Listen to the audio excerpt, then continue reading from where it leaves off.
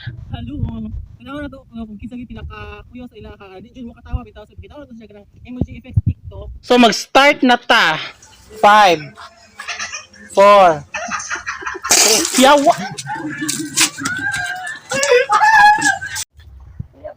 Kalyok boy. 5 4 3 2 1 5 4 tanaw 3 2 1 5 4 Ew! 4 3 2 1 5 4 3 2 1 Tanawang video 5